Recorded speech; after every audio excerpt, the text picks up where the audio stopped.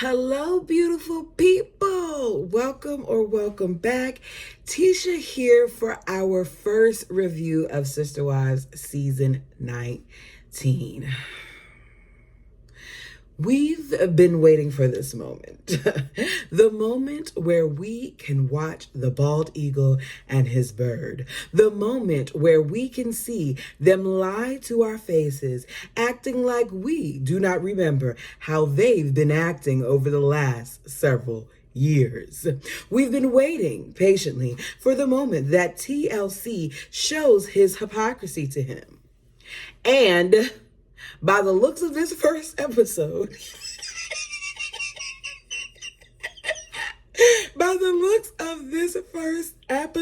I guess we're going to keep on waiting because they are over here playing in our faces, playing this somber music every time the bird and the bald eagle speak. And I found myself multiple times yelling at the television. I am sorry. It is too late to try to change the narrative, to try to make these two individuals seem like they're good people and like we do not see what's really going on. So go ahead, do me a favor, hit the like button as we begin. Now, for those of you who've always been here, you know I get a little crazy when it's late at night and a little giggly. I'm gonna try to get through this without, going off on too much of a tangent. For those of you who are new, welcome. Here we go. So we begin the episode, and they let us know that the Browns started filming in late 2022.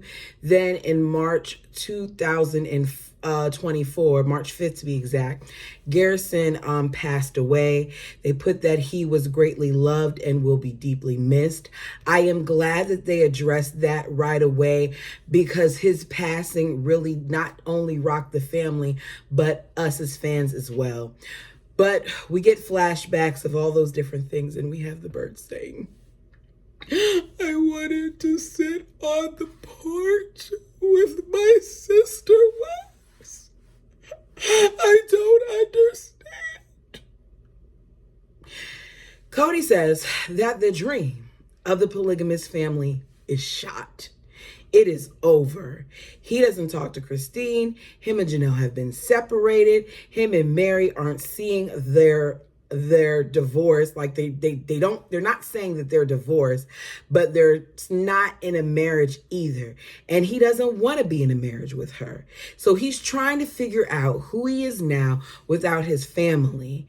Sad thing is, they could have still been a family had he had handled this situation like a man and not been such a coward. Had he can still continue to care about his children, they could have remained intact. But because of how he blatantly disregards the part that he plays in this, they can't be on the same page.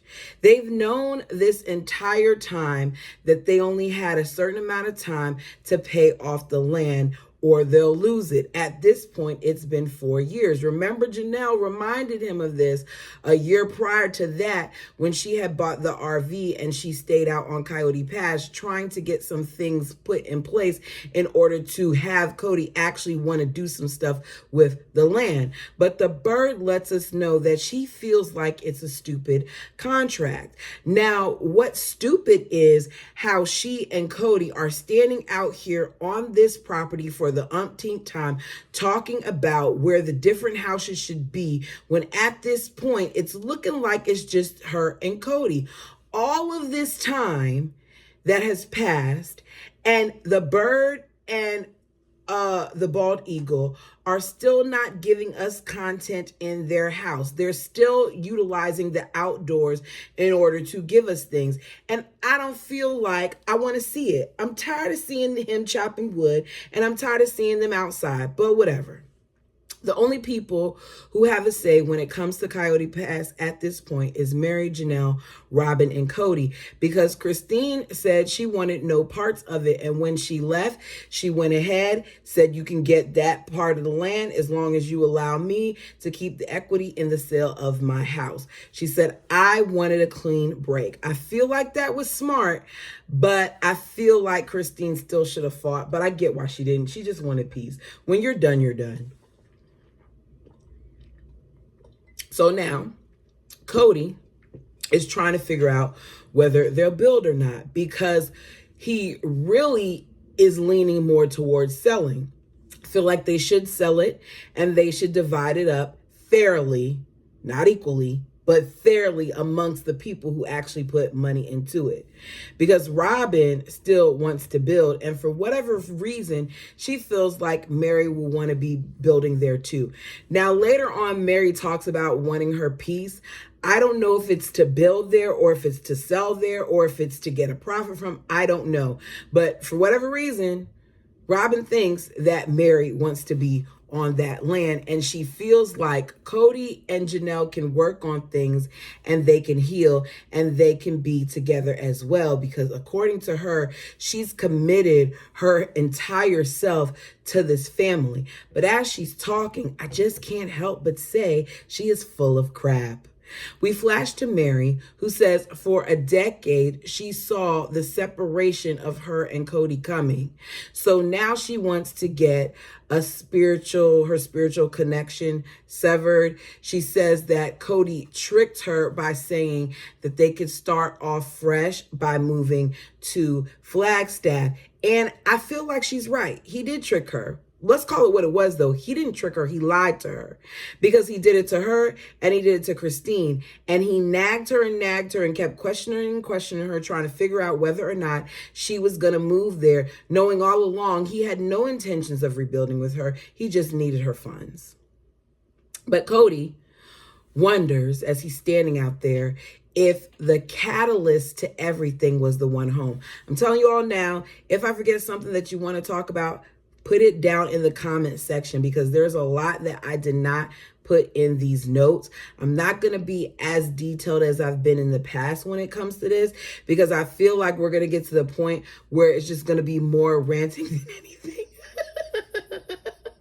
So we flash to Janelle, who is enjoying being without Cody.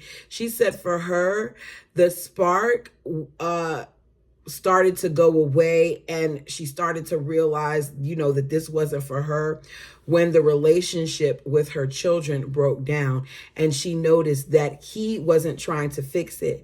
And she realized that he wasn't trying to do anything, like he wouldn't be willing to move heaven and earth in order to fix it. As the show goes on, Cody is going to be the victim this entire season. I could already tell by the way they wrote out this first episode, because the way him and his bird are acting during the episode, it's like they can't understand why they are where they are when we've watched it play out since 2010. He says he doesn't have a family anymore. He's been excommunicated from his own family. He has Robin and these kids and a relationship with some of the kids, but it's infrequent. Why does he never say, my kids? Why is it always those kids, or Christine's kids, or Janelle's kids, or Meri's kid? Why does he always have this way of disconnecting himself from his children? It bothers me, because at the end of the day, no matter what ages they are, they're your kids, right? You supposedly were the father of the year at one point, so you would think that you would still realize that they're your kids. Meri says, it's fine. Go love Robin and be honest with me. But he's not going to be honest. I mean, maybe he'll be a little bit honest, but I feel like Cody's too busy trying to, change his image, because He's been honest in some ways, Meri, but you just won't catching it. Like, we're not going to sit here and act like Kody didn't do and say things sometimes that should have allowed Meri to know that it was done so. But Meri was still trying to hold on. So, you know, Meri, I don't know. I'm trying here, Meri. I'm trying. Okay, so we're at Tony and Mykelti's house in Salt Lake City, Utah. Mykelti is now 30 weeks pregnant with twins, so they're doing a baby sprinkle. It's gambling theme. Janelle was invited, but she can't make it, and Christine lets us know Meri was not invited. I hate how she felt the need to say that, but without explaining why. This still remains something that they're not willing to discuss on camera, that I think if you're going to mention it, you should go ahead and say what's what. But Mykelti did want the bird and the bald eagle there. Of course she did, because Mykelti at this point is fighting so hard to have a relationship with her dad and trying to be connected to Robin, that I don't think that she realizes that I feel like the both of them are using her. I feel like that's they're in. You all tell me what you think. So at this point, Kody hasn't seen Christine in months, so he's nervous. I don't understand this thing, because the way that the edit is shown, 1 minute we're hearing he hasn't seen her in months, and then in another period, Christine's saying I haven't seen him over a year. So what are we talking about here? He and Robin walk in with a bag. Now, it was a large gift bag, but it was a bag. You have paintings on the walls of your home and crystals and all these other things that are worth thousands of dollars, spent thousands of dollars in artwork. And when you come in for your daughter's shower for twins, because that's what it is, you bring in a little bag for a set of twins. Now, I'm not trying to be judgmental on gifts, but I know for myself alone, when my brother was having his daughter, the first thing that I did was look on the registry and try to get one of the heavier price items. They needed car seat. They needed a little stroller thing. Got you. He also just got his house. So I bought some, really good pots and stuff like that. I bought things that I knew my brother needed, that at the time I could be a blessing to him and give him. So I'm looking at this situation with these two who basically just showed up to be on camera and to make people feel sorry for them, and wondering why are they at this thing. I get it, it's his kid, but it never comes off as genuine to me. Maybe I'm digging too much into it. You all tell me what you think. So we hear about how nervous the bird is because she hasn't seen Christine since, she told me that she didn't want a relationship with me and my kids. So where are we at in filming? Because you saw Christine after that. You saw Christine when she said goodbye, and you and your kids stood there looking like, bye, Christine, straight-faced, and the only person who could hug is Kody. So what's the sequence here in filming? And let's add, that's not what Christine said. And TLC, if you're trying to stop acting like you're not picking sides here or you're not favoring certain feathered people, then what you may want to do is you may want to go ahead and give a flashback of Christine saying what she really said, which was, for right now, I would like to keep certain relationships the way that they are. Which means if it's the way that they are, then I would still speak to you on occasion if that's what we were doing before. If I wasn't talking to you and your kids at all, then I'm not going to talk to you and your kids at all. But she was talking to the kids at times. It just wasn't a constant. So the fact that Robin has changed his narrative and nobody's called her out on it, production hasn't, producer didn't show a clip saying that's not what she said, it irritates me. So they walk in and it's very awkward. And Christine says that the last time we saw each other was like a year ago. Is she talking about the last time or the last time? I don't know, because she saw Cody and Robin, I would think, when she brought Truly to Flagstaff at various points. We know that she saw Janelle. What did the exchange look like? Did Janelle bring her over there? Like, I'm confused as to how this worked out. Or was it a thing where Mykelti came in town and brought her over? It's not making sense to me. Christine says her kids still want to have a great relationship with their dad.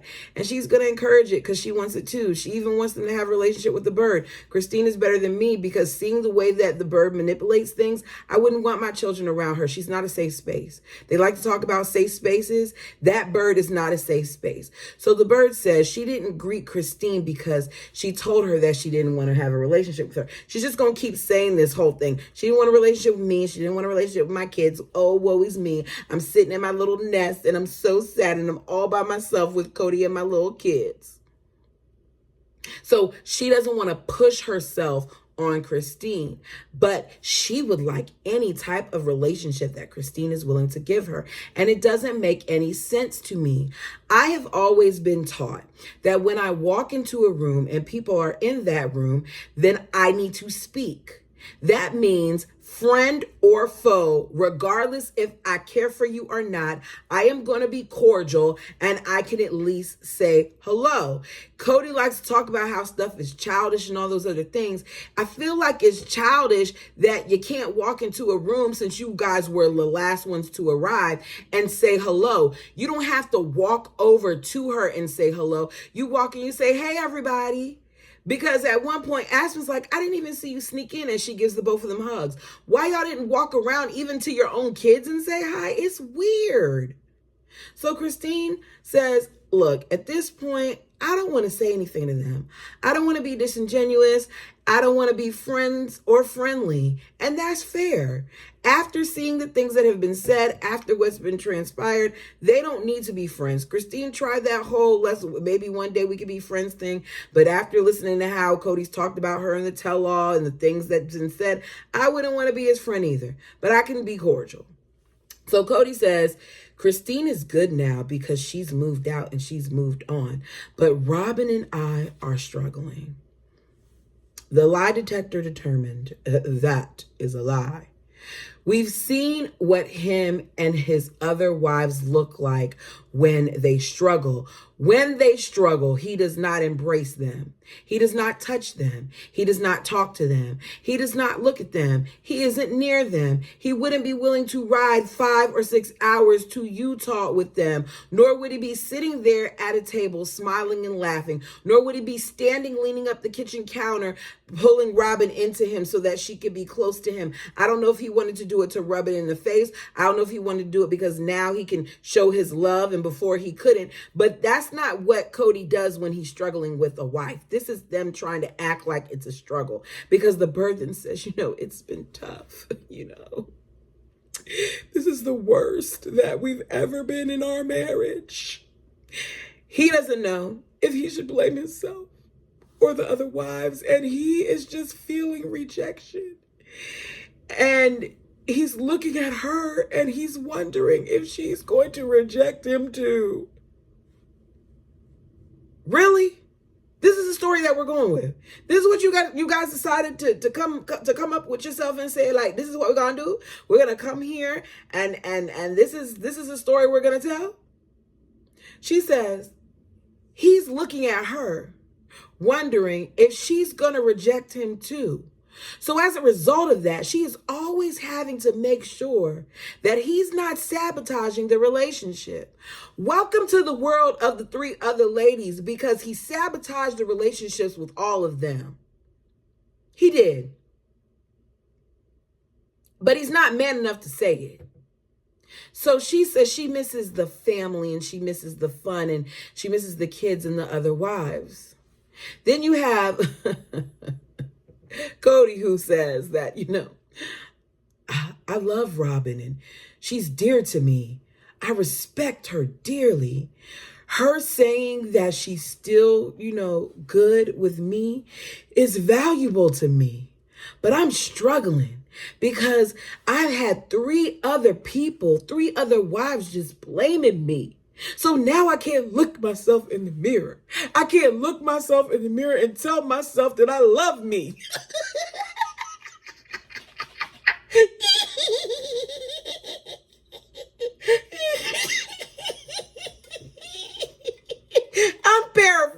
there, but y'all get it. He can't look at himself and say that he loves himself. And he can't even talk to God, because he used to pray to God and said, thank you for my family. But what it's all about is it's all about if she dotes on him or not, if she pads his ego or not. Cody has this constant need of wanting to feel like he is the most important person in the room, and he struggles when he doesn't feel that way. So he says the divorce put him in a tough place, because Christine and Janelle have berated him in ways that have challenged the resolve for his love for himself.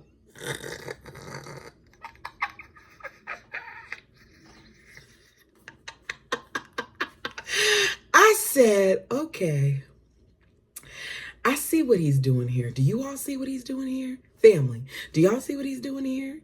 He is completely trying to change the narrative.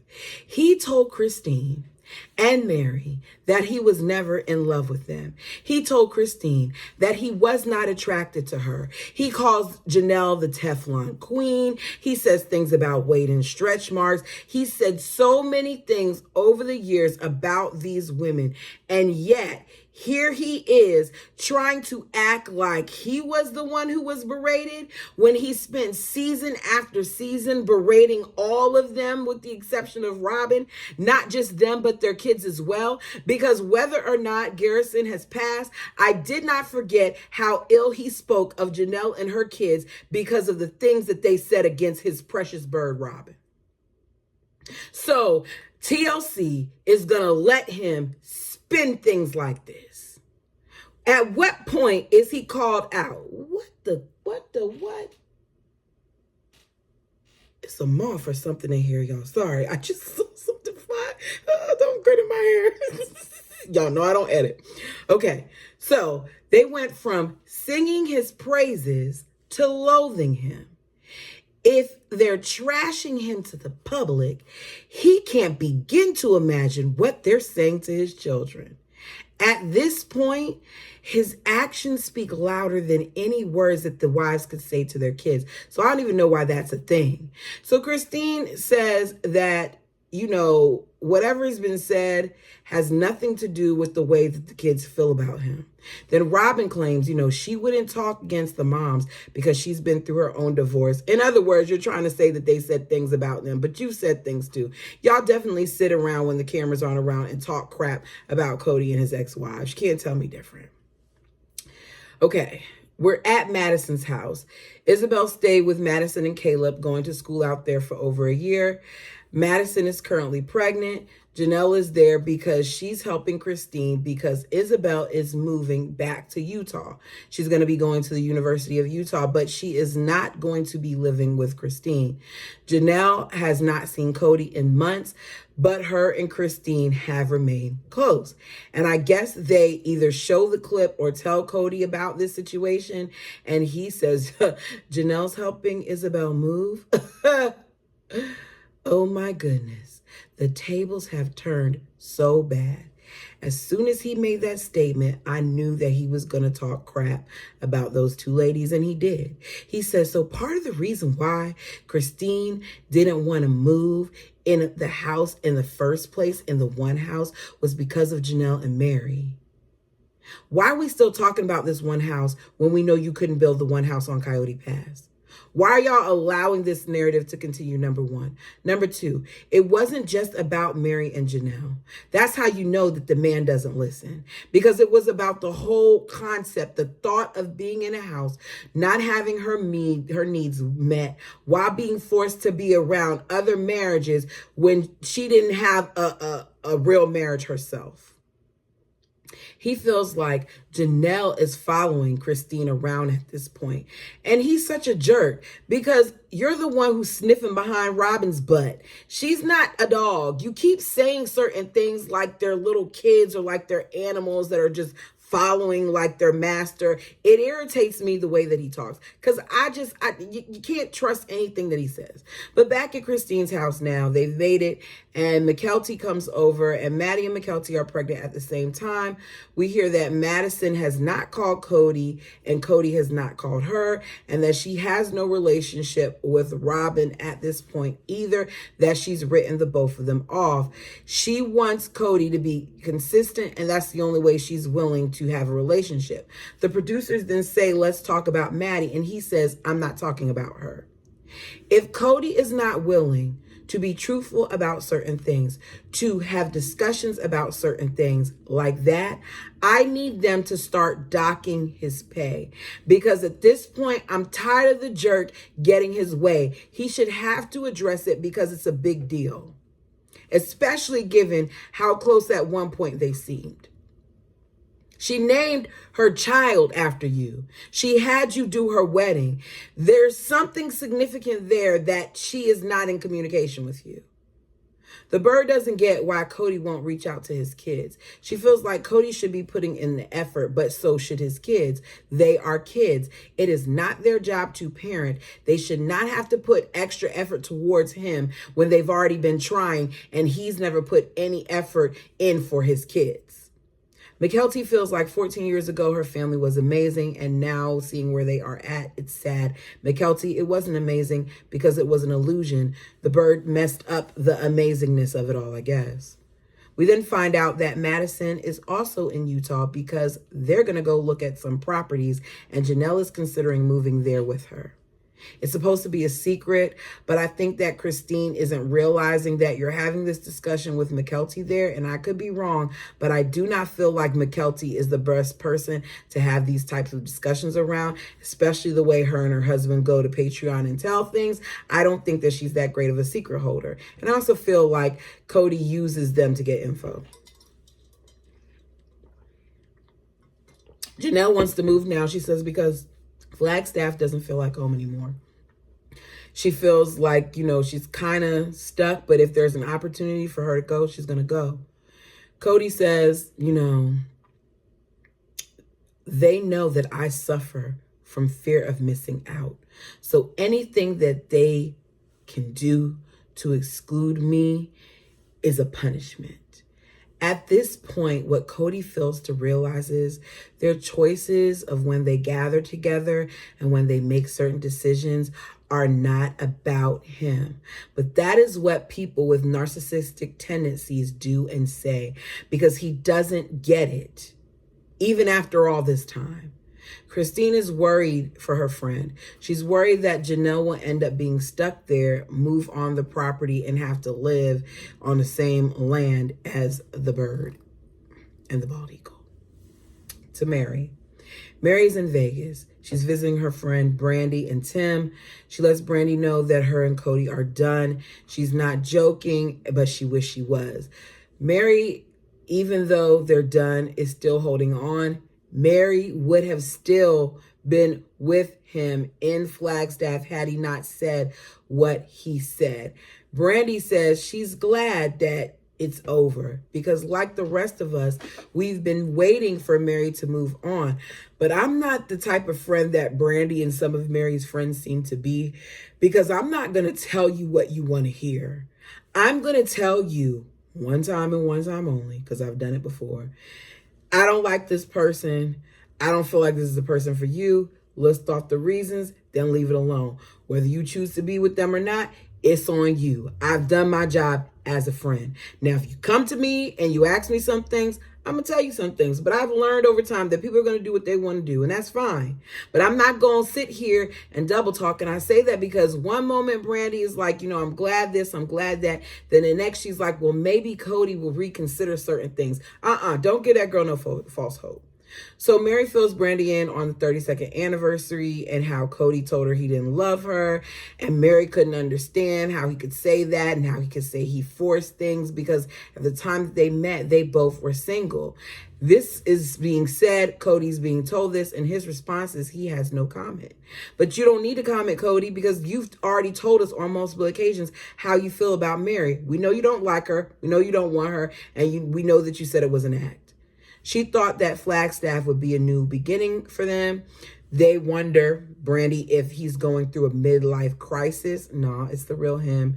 Meri says, he's been trying to push me out just to say he's not the bad guy. And that's true. Brandy feels like with all this stuff that Robin is the most upset. I don't agree with Brandy. I need Brandy to be a friend and call Robin out. Christine says Robin needs to let Meri go so she can live her life. But at this point, Meri doesn't like, I don't know. I don't know what to say about Meri, because Meri's talking a good talk, but I feel like if that man were to say, Meri, I'll take you back, we could try to work this out, Meri would go running. She's still not done. She's not. He's done with her. She's not done with him.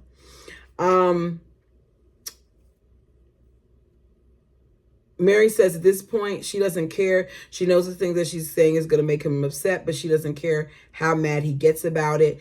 She's not going to renew her lease in Arizona. Sorry, y'all, my allergies acting up. She's gonna go ahead and move to the B&B. And I feel like she should have done that the moment that the pandemic hit. She says Kody now says polygamy isn't fair to women, but she feels like he was the one that's unfair. And he says, I think it's unfair to me because I didn't have a choice to get out. They did. They all do. And that is the real Kody. He wanted out, and he was too much of a coward to say he wanted out. She says she's upset about the last 12 years and the story that he's been telling.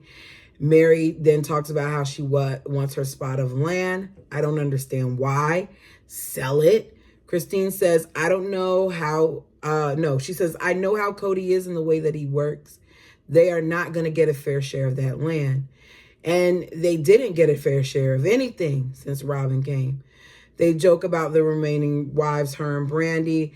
Meri says, I don't believe that Robin has a bad heart, but there are other people in the family who thinks that she does.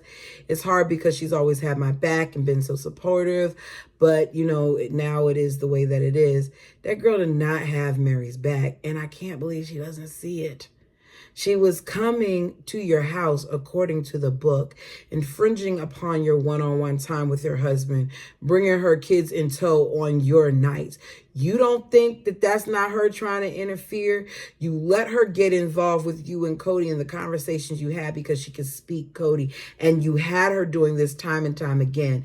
You got divorced so that these kids could be adopted and gave all your rights away and the protections to the other ladies, to this woman who does not have them in mind, to this woman who is not financially responsible, to this woman who blows money. She was not worried about you at any point. She used you. That girl did not have your back.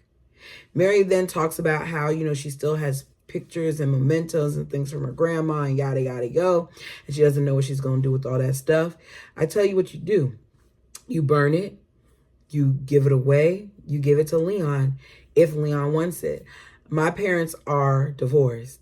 And when my parents got divorced, my mom was kind enough to like all the photo albums and everything like that. I have it from their wedding day and all that other stuff, pictures of me as a baby with them and all of that.